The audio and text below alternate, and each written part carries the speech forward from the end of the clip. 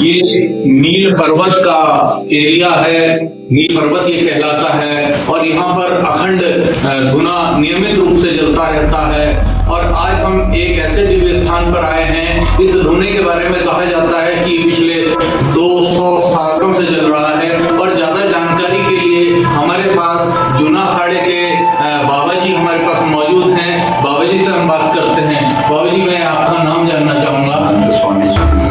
महंत स्वामी सुनील गिरी जी महाराज हमारे साथ हैं। तो बाबा जी, इस धुने के बारे में और इस स्थान के बारे में थोड़ा के बारे में जो आप जो बताया है स्थान है, ये भगवान परशुराम जी ऊपर नीलकंठेश्वर महादेव मंदिर है जी, उधर उन्होंने तपस्या की जी।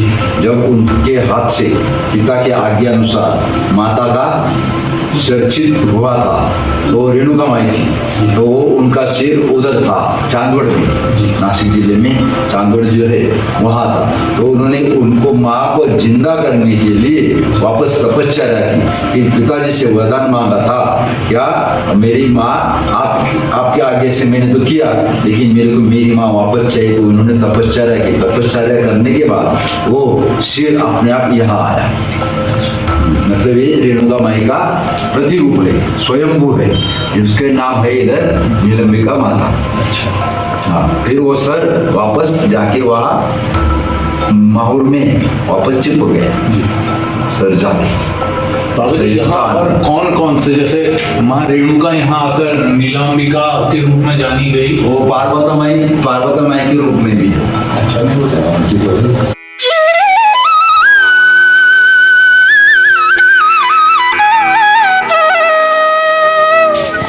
अब हम आए हैं माँ मटम्बा देवी के स्थान पर। ये वो स्थान है जहाँ रावण आकर अपनी तपस्या किया करता था और ये रावण की कुलदेवी हैं और यहीं पर रावण ने सिद्धि प्राप्त की थी और अपनी कुलदेवी का आशीर्वाद प्राप्त किया था। ये दिव्य स्थान नील पर्वत में है और बहुत ही दर्शनीय, मनमोहक और शक्ति का केंद्र है।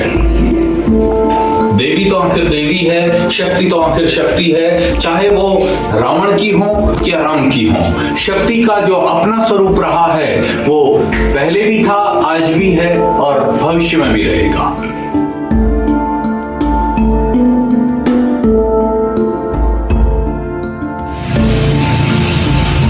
मित्रों, ये माँ नीलांबिका देवी का पवित्र स्थान है और कहा जाता है कि भगवान परशुराम ने अपने पिता महर्षि जमदग्नि की आज्ञा को पूरा करने के लिए अपनी माँ रेणुका का शीशभंग कर दिया था।